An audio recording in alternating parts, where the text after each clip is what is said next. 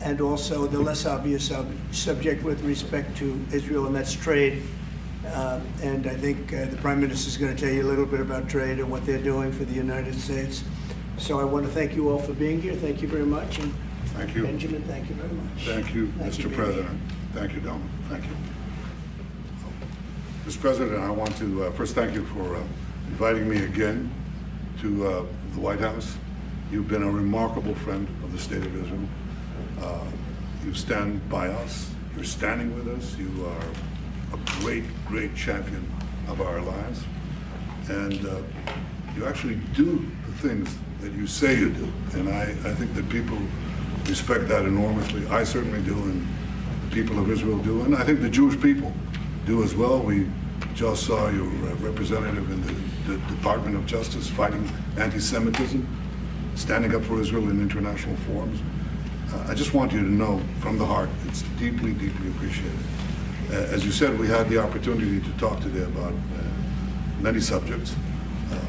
First, if I can mention tariffs, it's a subject of some interest today. I can tell you that I said to the President a very simple thing. We will eliminate the trade deficit with the United States. We intend to do it very quickly. We think it's the right thing to do. And we're going to also eliminate trade barriers, a variety of trade barriers that have been put up unnecessarily.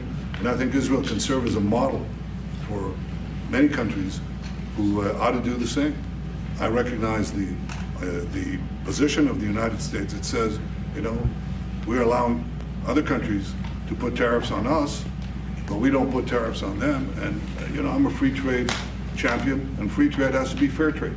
And I think that's basically the position that you have put forward, Mr. President. We are going to eliminate the tariffs, and rapidly. I had the opportunity to speak to Secretary Lutnick yesterday. We talked about how we could effect this quickly, and I hope to bring a solution very quickly. We're not talking about intentions. We're not talking about you know, just words. We're talking about results. And those results are going to come back. That's the first. Thank you very much. It's very nice. Thank you. Thank you. Mr. President, what about the hostages here? Well, What about the Let hostages? him I finish. didn't finish. I'm going to begin. We spoke about not only the hostages, but about Gaza. The hostages obviously is a human story of just unbearable agony. I speak to the families. I spoke to them yesterday. Spoke to another one when I was in Hungary before I came here. I speak to them every day. They're in agony. The hostages are in agony, and we want to get them all out. Steve Witkoff, who's President Trump's very able representative, helped us get a deal that got 25 out. We're working now on another deal that we hope will succeed. And we're committed to getting all the hostages out, but also eliminating the evil tyranny of Hamas in Gaza, and enabling the people of Gaza to freely make a choice to go wherever they want. I mean, they should have that choice. And the President put forward a vision, a bold vision, which we discussed as well, including the countries that might be amenable and are amenable to accepting Palestinians of their free choice if they choose to go there. And I think that's the second thing that we discussed. But the hostages came right on top. We also discussed the situation in Syria. We've had neighborly relations with Turkey that have deteriorated, and we don't want to see Syria being used by anyone, including Turkey, as a base for attack in Israel. Turkey is a country that has a great relationship with the United States. The President has a relationship with the leader of Turkey. We discussed how we can avoid this conflict in a variety of ways, and I think we can't have a better interlocutor than the President of the United States for this purpose. And of course, we also discussed Iran. Look, we're both united in the goal that Iran does not ever get nuclear weapons. If it can be done diplomatically in a full way, the way it was done in Libya, I think that would be a good thing. But whatever happens, we have to make sure that Iran does not have nuclear weapons. That's the end of my speech. Mr. President, what is your We're having plan to direct getting all talks the with, hostages wait a out? minute, wait. We're having direct talks with Iran. And they've started. It'll go on Saturday. We have a very big meeting, and we'll see what can happen. And I think everybody agrees that doing a deal would be preferable to doing the obvious. And the obvious is not something that I want to be involved with, or frankly, that Israel wants to be involved with if they can avoid it. So we're going to see if we can avoid it. But it's getting to be very dangerous territory. And hopefully those talks will be successful. And I think it would be in Iran's best interest if they are successful. We hope that's going to happen. And we had just a lot of good talks on a lot of things. I appreciate very much what you said about the tariffs. We've been ripped off and taken advantage of by many countries over the years, and can't do it anymore. Just can't do it anymore. Can't be the stupid people anymore. And it's all because of the people that sat in the seat right here. Not your seat, but this seat. They allowed things to happen to our country that they shouldn't have allowed to happen on trade and other things, many other things. I mean, look at what's happened with our last president, where he allowed millions of people to come into our country with an open border. Who would want an open border? How stupid was that? But he allowed millions and millions of people, and of the millions, and I think it was 21 million people, but let's say 3 of them were serious criminals, serious murderers and drug dealers and gang members and people from jails. All the jails emptied out right into our country, right along the open border on Mexico, generally the Mexico. They came in from Canada too, by the way, a lot. But generally speaking, on the southern border. And what a shame it is that we are now working very hard to get them out, get the criminals out, get the murderers out, the drug dealers, the mentally insane, get them out. They dropped the mentally insane in our country too.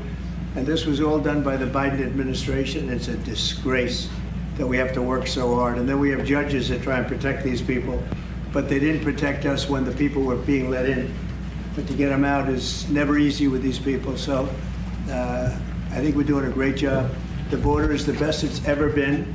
It's even as strong as it was. I had a great, solid border. I think it might even be tougher right now and stronger. So people are coming into our country, but they're coming in legally. We have a legal process, and we have that moving along properly, because we need people to come into our country, but we want people that can love our country and cherish our country. So that's where we are. And with that, any questions? Mr. President, the European Union reaction to the markets today, and would you be open to a pause in tariffs to allow for negotiations? Well, we're not looking at that. We have many, many countries that are coming to negotiate deals with us, and they're going to be fair deals. And in certain cases, they're going to be paying substantial tariffs.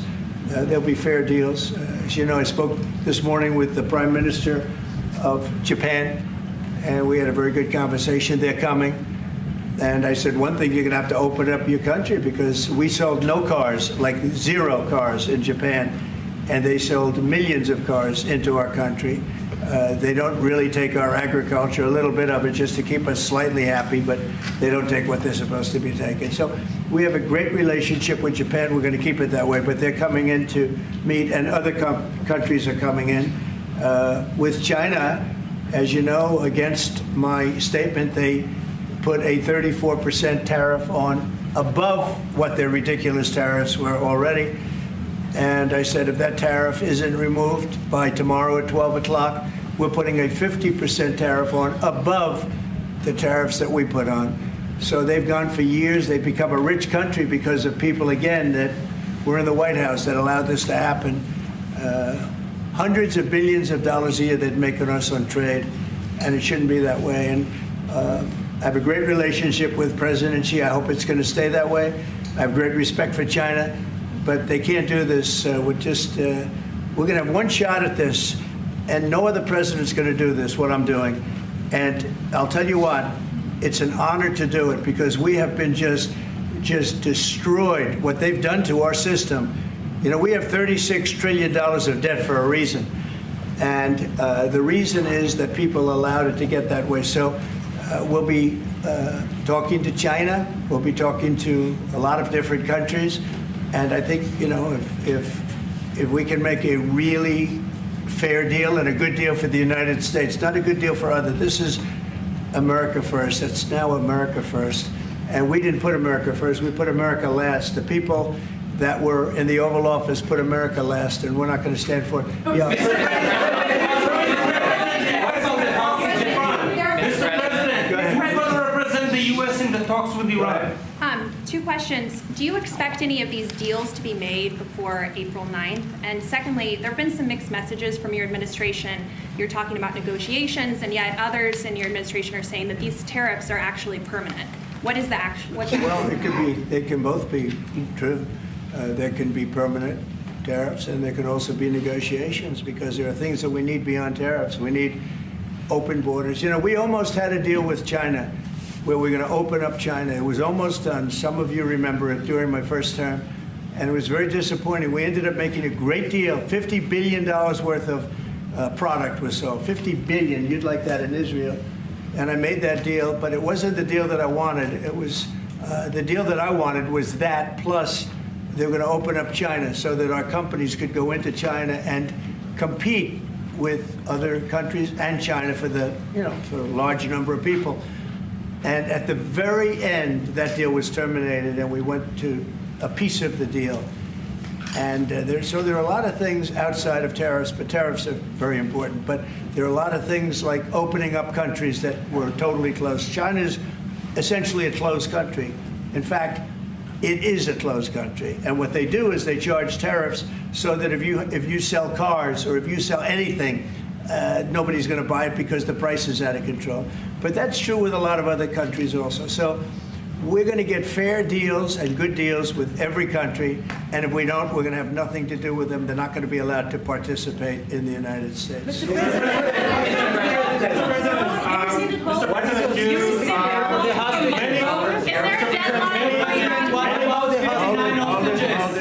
President, Relax, we have time. This gentleman is all day long. Mr. President, thank you for the chance. Many of Palestinian Americans who voted for you and not for Biden because you've promised them to end the war in Gaza. Very honored by that vote, too. The war is still going on and there's no hostage deal. Do you have any update on that? Well, I'd like to see the war stop, and I think the war will stop at some point that won't be in the too distant future. Right now we have a problem with hostages. We're trying to get the hostages out. We got quite a few of them out, but it's a long process. It shouldn't be that long. We have a big problem that we've done. I think I'll ask Pete to maybe talk about it for a second, because a lot of people are asking. The Houthis, we've been very tough and very successful militarily. We've really damaged them badly. These were people shooting down ships and other things, by the way, flying objects like airplanes. And we've put a major hurt on the Houthis, which nobody's been able to do. We've really hit them hard, and they know it, and they don't know what to do. And it's every night, night after night. And we've gotten many of their leaders and their experts. They're experts on missiles. I mean, they actually make missiles. Nobody thought that. But they make missiles. They're highly sophisticated, and they're very tough. But they've been very badly damaged. Nobody else was able to do that but us. Pete, you want to discuss that, please? Yes, sir. It's been a bad 3 weeks for the Houthis, and it's about to get worse. It's been a devastating campaign, whether it's underground facilities, weapons manufacturing, bunkers, troops in the open, air defense assets. We are not going to relent, and it's only to get more unrelenting until the Houthis declare they will stop shooting at our ships. And we've been very clear at the Iranians as well. They should not continue to provide support to the Houthis, and that message has been made very clear. So we have a lot more options and a lot more pressure to apply, and we know, because we see the reports, how devastating this campaign has been in them, and we will not relent. We have a great military. There's no military like our military. And despite Biden having given a lot, but nevertheless a pretty small piece, but it was a lot of our military away in Afghanistan, and one of the dumbest situations, I think, and maybe the most embarrassing situation we've ever been involved in, that short period of time in Afghanistan. What a disgrace that was, but left a lot of our military behind, left. You see them in their annual parades where they're parading trucks that are armor plated and different things that they can't, but it's many billions of dollars we left behind. But despite that, we have a tremendous military. That was a very small portion because we rebuilt the military during my first term, and we have great things happening with our military. We also essentially approved a budget, which is in the facility. You'll like to hear this, of $1 trillion, $1 trillion, and nobody's seen anything like it. We have to build our military, and we're very cost conscious, but the military is something that we have to build, and we have to be strong because you got a lot of bad forces out there now. So we're going to be approving a budget, and I'm proud to say, actually, the biggest one we've ever done for the military. We're cutting other things that were under DOGE, but under a lot of other. When you look at a woman getting $2 billion for environmental, and it had nothing to do with environmental, and they had $100 in the bank, and they give her $2 billion. Many of those cases, all that stuff is going to be cut out. But we are getting a very, very powerful military. We have things under order now, the likes of which we've never had before. We've never had the kind of aircraft, the kind of missiles, anything that we have ordered. And it's in many ways too bad that we have to do it, because hopefully we're not going to have to use it. But the military is very, very powerful, and it's going to remain that way. How do you... Mr. President, do you please? Yes, please. Thank you, Mr. President. I want to ask you about Iran, because this is the first time we hear that the U.S. is having a direct contact with the Iranians. Is it possible to give us some more information at what level the U.S. is High level, represented? very high level. Yeah. We're dealing with the Iranians. We have a very big meeting on Saturday, and we're dealing with them directly. You know, a lot of people say, oh, maybe you're going through surrogates, or you're not dealing directly, you're dealing through other countries. No, we're dealing with them directly, and maybe a deal is going to be made. That would be great. It'll be really great for Iran, I can tell you that. But hopefully, we're not going to have to get into that. We are meeting very importantly on Saturday at almost the highest level, and we'll see how it works out. Please. How do you ensure, Mr. President, that these tariffs don't drive U.S. trading partners into the hands of the Chinese? I'm not worried about it. I'm not worried about it. If they want to be in the hands of the U.S., they don't want to be in the hands of the Chinese. And the Chinese have turned out to be really not very good at that. People that are with us, they're with us. But we cannot be taken advantage of any longer. I used to watch these deals for years. I've been talking about it for years. You know, I've been talking about it for 35 years, how our country is being ripped off. I mean, 30 years ago it was Japan, then it was something else, then it was another group, then it was China. China's doing the best job of it, frankly. And it's just not going to happen, not going to happen. Mr. President, you said it may the EU take... has said that they have offered 0 for 0 tariffs on cars and industrial goods. Is that not enough? Well, the EU, no, it's not. The EU has been very tough over the years. I always say it was formed to really do damage to the United States in trade. That's the reason it was formed. It was formed with all of the countries from Europe, I guess most of them, not all of them, but most of them. And they formed together to create a little bit of a monopoly situation, to create a unified force against the United States for trade. So they have NATO, which is largely the same countries, and they took advantage of us dollar-wise and militarily until I got there. You know, I was able to get $600 billion from NATO, where they paid NATO because most of these nations weren't even paying. We were paying for NATO, so we're paying them to guard them militarily, and they're screwing us on trade. So that's not a good combination. So now it's really turned around. It's the opposite, and the European Union's been very bad to us. They don't take our cars, like Japan in that sense. They don't take our agricultural product. They don't take anything practically. And yet they send millions of cars in a year, Mercedes-Benz, Volkswagen, BMWs. They're sending millions and millions of cars into the U.S., but we don't have a car that's been sold to the European Union or other places, but let's go for the European Union. And it's not going to be that way. It's got to be fair and reciprocal. It's got to be fair. It's not fair. We have a deficit with the European Union of $350 billion, and it's going to disappear fast. And one of the reasons and one of the ways that that can disappear easily and quickly is they're going to have to buy our energy from us because they need it. They're going to have to buy it from us. They can buy it. We can knock off $350 billion in 1 week. They have to buy and commit to buy a like amount of energy. And we have that.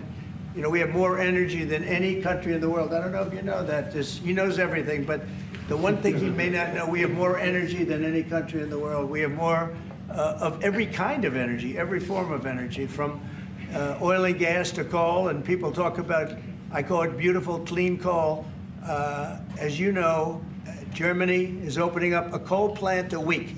They tried the windmills and it didn't work. They tried all the other solutions and they were ready to go out of business. Now they're doing a coal plant a week. China is now up to 2 coal plants. They're opening 2 major coal plants every single week in China, all over China, and then we're not allowed to use coal. Well, we have clean, beautiful coal more than anybody else. We have oil and gas more than anybody else. We have the most energy of any country in the world, including Saudi Arabia, including everybody, by a lot. And I took it to #1. We were #3, and I took it to #1 during my administration. And the reason that we were hurt so badly and the reason that we went into such incredible inflation during Biden is energy. It was also their bad spending, but energy, because they played around with this incredible thing that we had built, this administration had built, and the energy costs went through the roof. And when that went up, everything else followed. Now, if you look at what's happening, you got to see this today. I said we're going to try and get groceries down, right? An old-fashioned term, but a beautiful term. Eggs. So when I got in, the press went absolutely crazy the first week. They said, eggs have quadrupled in price. I said, I just got here. Tell me about it. And Brooke Rollins and our team did a great job, and eggs are down now 79%, and they're all over the place. And this was a problem that somebody else would have taken a long time to cure. We have energy is down. We have interest rates are down. We have groceries, meaning food is down. We have everything is down at levels that nobody ever thought possible. Energy looks like it's going to be in the $2.50 a gallon range and maybe below that for a car, so for gasoline. So we're really doing amazing. I mean, we're cutting prices because prices got so high, people couldn't live. I mean, the prices for groceries, the prices for standard groceries, standard things were going through the roof. They couldn't live. And now those prices are coming down. So call them groceries, but that's down, energy's down, and interest rates are down. Everything's down. And the interest rates, the beauty there is when we refinance debt, you know, debt's become such a big factor in this country. We're going to start paying debt off with tariffs and other things. But it's such a big factor because the interest rate's so high. Well, now that's coming way down. So our budget's going to look a lot better because interest costs are way down. And I guess I've done that.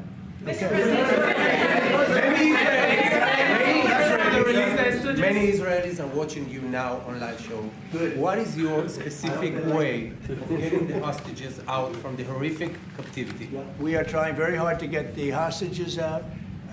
We're looking at another ceasefire. We'll see what happens. But we want to get the hostages out. The Israeli people want the hostages out more than anything. They want the hostages out. This man is working very hard with us to do that. I mean, I don't know. I hope he's being appreciated because he's been a great leader. He's working very, very hard on the hostages and many other things. And there are plenty of things you have to work on. It's a tough place in the world. I have a good partner. Yeah, you do have a good partner, and so do we. We're working very hard on the hostages.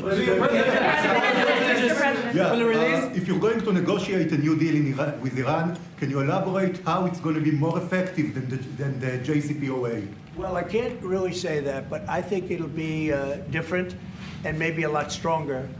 But they were so happy when we made that first deal because we did get a lot out. You know, I had people right in this office, this beautiful Oval Office. They came in, 10 people, hostages, you know that. And I said to them, so how was it? And the stories they told me, I mean, as an example, I said to them, was there any sign of love? You were there, 10 people. It's only 10, but it's pretty representative. Did the Hamas show any signs of like help or liking you? Did they wink at you? Did they give you a piece of bread extra? Did they give you a meal on the side, like, you know, you think of doing, like what happened in Germany, what happened elsewhere? People would try and help people that were in unbelievable distress. They said no. I said, all of them. I said, did they ever wink at you like, you'll be okay, you're gonna be okay? No, they didn't do that. They'd slap us. The hatred is unbelievable. And the lives, you know, they lived in a pipe, not really a tunnel, it was a pipe. And they always thought they were suffocating, they were gonna suffocate. And then they'd open up the pipe and it was like 3.5 feet high. This isn't, you know, we hear tunnels bad, but pipes are worse. And the stories I heard were incredible. But I just said, was there any sign of potential love or affection? And there were none whatsoever. It was amazing to me. There was nothing like, here, take this, it's a little extra meal or something.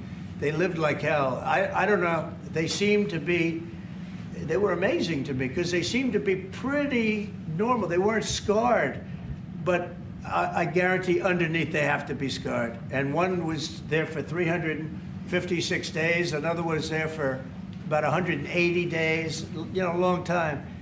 These are people that have been really, really horribly treated. I've never seen anything like it, actually. I was very surprised to hear the answer. Thank you, Mr. President. Are there 2 or 3 countries that are on your list that you feel are farther along in getting their tariffs lowered? I think there are many that want to get rid of tariffs right now. European Union, I mean, as badly as they've treated us, they've brought their car tariffs essentially off. I guess they brought it down to 2.5, and I hear maybe to nothing.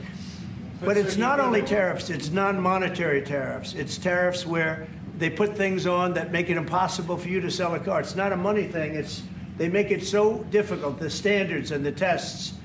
They drop a bowling ball on the top of your car from 20 feet up in the air, and if there's a little dent, they say, no, I'm sorry, your car doesn't qualify. When the same car from Germany or anything would dent likewise, unless you can have an army tank, it's going to dent. So they come up with rules and regulations that are just designed for one reason, that you can't sell your product in those countries, and we're not going to let that happen. Those are called non-monetary barriers. They make barriers that are so tough that it's impossible to qualify. So tariffs are a big part of it, but there's another big part of it, and that's barriers. They also do something else. They manipulate their currency, and they drive it down. They want to drive it. They want to have low currencies. You know, it sounds better to have a high currency, a strong dollar or whatever, but they bring their currency down, and when it competes with our currency, it's very hard to sell a tractor. It's very hard to sell product because their currency is low and ours is much higher relatively. And so it makes it very hard. I speak to a lot of companies that do business, tractor companies, and they say it's so hard to sell because what they've done is they've lowered the yen or they've lowered the yuan or they've lowered their currency, so that it's very hard to compete. We don't want that either. So we have a lot of things that we're talking about, but we're going to fix it properly, and it's going to be fair to everybody. And in the end, I think we're going to have a world that does a lot better, you know, but they have to respect the United States. And nobody but me would do this. Nobody but me would do this. You know, it would be nice to serve, a nice, easy term, but we have an opportunity to change the fabric of our country. We have an opportunity to reset the table on trade. We lose billions of dollars. We lose close to $2 trillion a year on trade. We lose $1 trillion a year to China. $1 trillion. We lose hundreds of billions of dollars a year on trade to China. We lose hundreds of billions of dollars overall, probably close to $2 trillion. Why would we do that? Number one, why would we do that? And then you have to say, is it sustainable? Then you hear about all of the people that say, well, deficits. If we have a deficit with the country, or if the country has a big surplus with us, like China has a massive surplus, that they take and they spend on their military. Well, we don't want that. I don't want them to take $500, $600 billion a year and spend it on their military. I don't want them spending money on their military. And I shouldn't have to spend money. We shouldn't have to spend it either. Because, hopefully, and I said this to President Xi, hopefully it's money that we're never going to use. In other words, because we're not going to use those incredible weapons that we have and that they have. We don't want that. So it's going to be very interesting. It's the only chance our country will have to reset the table. Because no other president would be willing to do what I'm doing or to even go through it. Now, I don't mind going through it because I see a beautiful picture at the end. But we are making tremendous progress with a lot of countries, and the countries that really took advantage of us are now saying, please negotiate. You know why? Because they're getting beaten badly because of what's happening. They're getting beaten badly. They're being devalued as countries. But it's the only chance we're going to have to reset the table on trade. And when we do, we're going to come out unbelievably well. We're going to have a strong country economically again. And we're going to have those factories that are empty all over the United States. We've lost 90,000 plants and factories. Think of this, 90,000, you wouldn't think it's possible. 90,000 plants and factories since NAFTA, which was, by the way, the worst trade deal ever developed, ever had by any country anywhere, NAFTA. And I terminated NAFTA. Everybody said it would be impossible. And I terminated it through Congress. We terminated it. You had to get it through Congress. It was a trap. It was a horrible thing, and we got it done. And we went to the USMCA, which was much better. The problem is they cheat. They cheat like crazy. Canada cheats, Mexico cheats, just one of those things. But we are resetting a table, and we're going to have great trade, and we're going to have a very strong country. Our country is going to be at a level that has maybe never been, or maybe, our country was the strongest, believe it or not, from 1870 to 1913. You know why? It was all tariff-based. We had no income tax. Then in 1913, some genius came up with the idea of let's charge the people of our country, not foreign countries that are ripping off our country. And the country was never that kind of wealth. We had so much wealth, we didn't know what to do with our money. We had meetings, we had committees, and these committees worked tirelessly to study one subject. We have so much money. What are we going to do with it? Who are we going to give it to? And I hope we're going to be in that position again. Mr. President, do you plan to reduce the tariffs that your government put on Israeli goods, 17%? On where? On Israeli goods, the 17%. Do you plan Well, to we're reduce talking it? about a whole new trade. Maybe not. Maybe not. Don't forget, we help Israel a lot. We give Israel $4 billion a year. That's a lot. Congratulations, by the way. That's pretty good. But we give Israel billions of dollars a year. Billions. It's one of the highest of, and we give a lot of countries money. You wouldn't believe if I said we give Afghanistan a lot of money, didn't it? Because that was a Biden deal, another Biden deal. Not only did he embarrass us with that, but they give them billions of dollars, Afghanistan, right? So, but no, we take good care of our friends, and we don't take care of our enemies. We're not taking care of our enemies anymore, but we do take care of our friends. Mr. Berman from the Times of Israel. The IDF is fighting again in the Gaza Strip. I myself might be called up in a month. Do you think that's the way to pressure Hamas to get to a deal? And do you think blocking humanitarian aid is also an effective pressure tactic? Well, you know how I feel about the Gaza Strip. I think it's an incredible piece of important real estate, and I think it's something that we would be involved in, but having a peace force like the United States there, controlling and owning the Gaza Strip would be a good thing. Because right now, all it is for years and years, all I hear about is killing and Hamas and problems. And if you take the people, the Palestinians, and move them around to different countries, and you have plenty of countries that will do that, and you really have a freedom zone. You call it the freedom zone, a free zone, a zone where people aren't going to be killed every day. That's a hell of a place.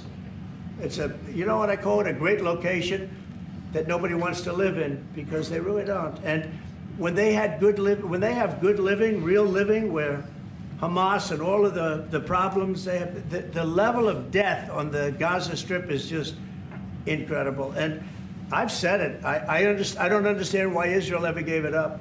Israel owned it. It wasn't this man, so I can say it. He wouldn't have given it up. I know him very well. There's no way. They took oceanfront property and they gave it to people for peace.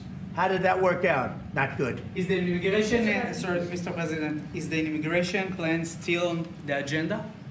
Which immigration? From Gaza. From Gaza.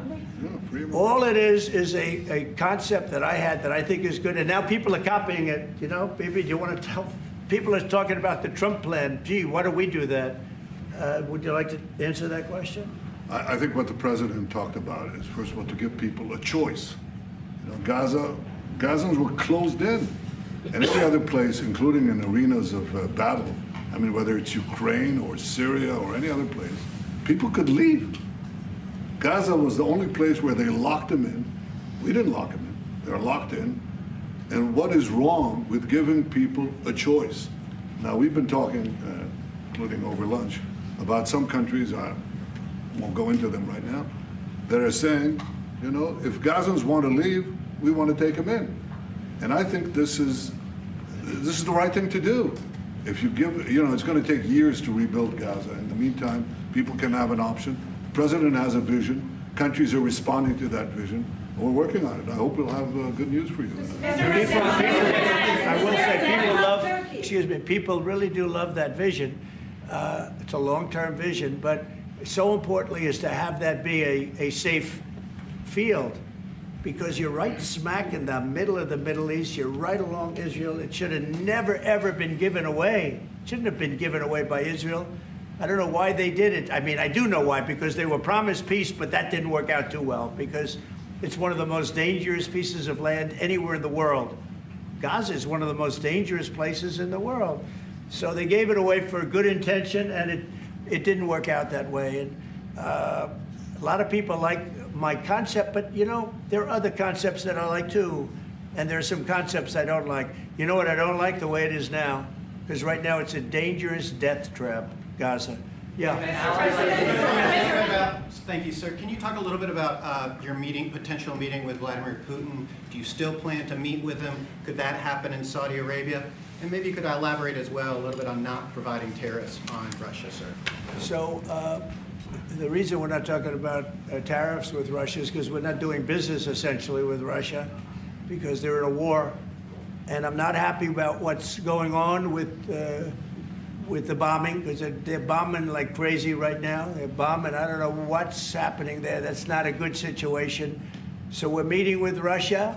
We're meeting with Ukraine. And we're getting sort of close. But I'm not happy with all the bombing that's going on in the last week or so. Horrible. It's a horrible thing. It's a horrible thing. Can countries negotiate to get below 10%? In terms of tariffs? In terms of tariffs, yes. Look, we've been ripped off and taken advantage of for 40, 50, 60 years. And the reason we got ripped off and the way they did it was tariffs. They would charge tariffs, massive numbers of dollars. And when you look at China, when I took over, it was at $507 billion they were making. I call it making. A lot of people say, oh, it doesn't mean anything. Having a surplus means a lot, in my opinion. It's almost like a profit or loss statement. And when I took over, it was $507 billion that China was, this is originally, first term. And we were very, very tough on them because they were taking that money and they were building a military with it. Then when Biden came in, he let them get away with murder. He had no idea. I'll tell you what, that man had no idea what was happening, whether it was the border or China or anything else. He had no idea what was going on. And they went wild. China went wild. And the money they make is ridiculous, okay? It's just not gonna happen. And hopefully we'll get along with China. If we do, that's great. And if we don't, that's okay too. But we can't let that continue, because that's an abuse. They abused the poor people that sat in this seat. That poor Biden, he was abused by them. They took advantage of him, and I'm surprised. You know, they have smart people. They were radical left lunatics, but they're smart. I'm surprised they'd allow that to take, you know, to happen. But we are going to bring great trade, and we're going to be fair to other countries. And I will say this, virtually every country wants to negotiate. If I didn't do what I did over the last couple of weeks, you wouldn't have anybody wants to negotiate. We would have gone to these countries, you want to talk? And they, well, we don't want to talk. Now they're coming to us. They're offering things like even Bibi, and this is unrelated because it's a different kind of a relationship, but he started off our conversation today that he's cutting all of the tariffs, he's cutting everything. He's going to get down to a free base. He's going to do things that, in all fairness, other countries, if they said that, would have never even thought about doing it. Now they're offering things to us that we would have never even thought of asking them for because they're experiencing a lot of hurt. And the hurt is that they've taken advantage of us and we finally fought back. Tariffs will make this country very rich. We're rich anyway, but we're rich in a certain way. We have $36 trillion in debt. I want to get rid of it. And we can do it quickly with proper deals. So when countries don't allow us to sell our product, but we allow them to sell their product, when they charge us massive amounts of money for the privilege of going into their country, those days are over. Okay. Yeah, go ahead. Me? Sir? Me? Yeah. Thank you, Mr. President. On Iran, two questions, please. First, if you can give us more details about where the meeting on Saturday is going to take place. I can't tell you that. I can just tell you there's a major meeting going on between us and Iran, and that'll take place on Saturday, and it's at top level. And the second question about this. A lot of people think that those talks are not going to lead anywhere because the Iranians will never give up their nuclear program. I think that's a possibility, too. If diplomacy fails, is the United States, under your leadership, ready to take military action to destroy the Iranian nuclear program and remove this threat? I think if the talks aren't successful with Iran, I think Iran is going to be in great danger. And I hate to say it, great danger, because they can't have a nuclear weapon. So is that a yes? You know, it's not a complicated formula. Iran cannot have a nuclear weapon. That's all there is. So Can't have it. ready? Right now, we have countries that have nuclear power that shouldn't have it, but I'm sure we'll be able to negotiate out of that too as part of this later on down the line. But Iran cannot have a nuclear weapon. And if the talks aren't successful, I actually think it'll be a very bad day for Iran if that's the case. Yeah. Mr. President, on manufacturing, Mr. President. Mr. President, was October 7th the death blow of the two-state solution, and would you consider classifying the Palestinian Authority as a terrorist organization for its continued pay-for-slay terror financing payments? So October 7th was a horrible day that some people, they deny it. Now, I can't believe they deny it from the standpoint of it. They do it because they think it's good politically. But October, I've seen the tapes. I've seen things that you don't want to see. October 7th was a horrible day, and it will go down as one of the really bad days in the history of the world. It was a horrible, horrible thing that happened. And they grabbed some of these people. I'll give you an example. When I was with the 10 hostages a few weeks ago, I said, so how many are there? 59.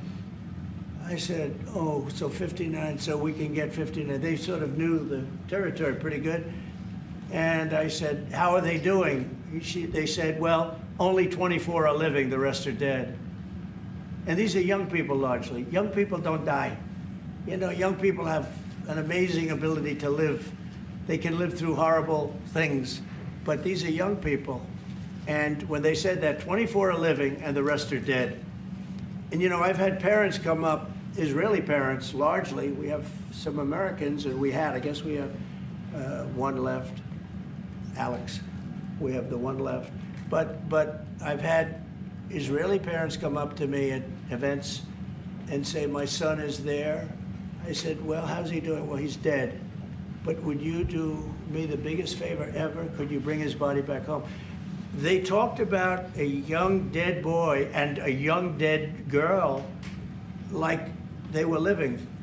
And that could have something to do with religion. That could have something to do with, I guess, maybe. You're listening to President Trump take questions in the Oval Office live at the White House, sitting alongside Prime Minister Benjamin Netanyahu of Israel. In the meantime, we have seen the markets close And for a very eventful day, kind of a muted close, the S&P 500 fell just over 0.2%. The NASDAQ composite was higher by 0.1%. The Dow fell more than 0.9%. A reminder, the S&P 500 fell as much as 4.71% today, whereas it climbed as much as 3.4%. It did close out the day lower by 0.2%. Let's go back now to the White House, where we continue to hear live comments from President Trump. You know, but that second group, those people came out and I said, this is unbelievable. We're going back into a chapter in history that is one of the worst ever. It's really very bad. Okay? Mr. President, thank you. You've said it could take 2 years to get American manufacturing fully up to speed in response to these tariffs. What happens in the meantime? Should Americans be prepared potentially for years? Yeah, I'll tell you what happens. We have now $7 trillion. Think of this, $7 trillion of commitments from companies wanting to go in, from Apple to many, many companies. But that takes time. Many from Taiwan.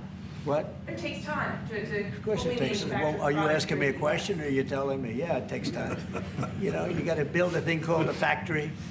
You have to build your energy. You have to do a lot of things. I'm giving them energy. You know, we're going to let them build their own power plants. They'll be their own. Essentially, they're going to be in charge of the power plant because our power is not reliable enough. You have a grid that's old and susceptible to a lot of things, including bombing and weather and a lot of other things. And we're going to give them record timing in terms of approvals of electric plants. Most of them want to build electric plants. We need massive amounts of electricity if we're going to compete with China and others.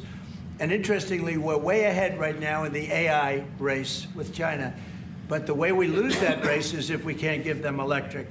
But we have more plants being built. We have everything. We're doing so great. And we want to keep it that way. And tariffs will be an important part of it. But one of the other things, Lee Zeldin's doing a fantastic job, head of environmental protection. And he's doing very rapid approvals for people to get, for big companies that are going to build a plant that's going to cost billions of dollars. And we're going to get them their approvals. They have to be environmentally perfect, everything good, but they're going to be in record time, a matter of months versus a matter of many, many years. Okay? But in the meantime, Lisa Rozovsky from Haaretz. Turkey claims it will stabilize the situation in Syria. Turkey? Yeah. Israel doesn't want Turkey to influence in Syria. What do you think? Do you think Turkey's influence in Syria can actually make it a better, more peaceful country, or vice versa? Well, I have great relations with a man named Erdogan. Have you heard of him? Yeah. And I happen to like him, and he likes me, and I know the press will get very angry. He likes Erdogan, but I do, and he likes me, and we've never had a problem, and we've gone through a lot, and we've never had a problem. We've always gotten, as you remember, we got our minister back from Turkey. You remember that? And this was a big deal at the time. And we got him back. And I told the prime minister, I said, just, Bibi, if you have a problem with Turkey, I really think I'm going to be able to work it out. You know, I have a very, very good relationship with Turkey and with their leader. And I think we'll be able to work it out. So I hope that's not going to be a problem. I don't think it will be a problem. Now, with that being said, I believe it was Turkey, and I said that to him. I said it. I said, congratulations. You've done what nobody's been able to do in 2,000 years. You've taken over Syria with different names, but same thing. I said, you've taken it over. He's taken it over through surrogates. He goes, no, it was not me. I said, it was you, but that's okay. You don't have to say, well, sort of maybe it was me, okay. But what he did, look, he's a tough guy and he's very smart. And he did something that nobody was able to do. You know, you got to hand it to him. Any problem that you have with Turkey, I think I can solve. I mean, as long as you're reasonable. You have to be reasonable. We have to be reasonable. Thank you very much, everyone.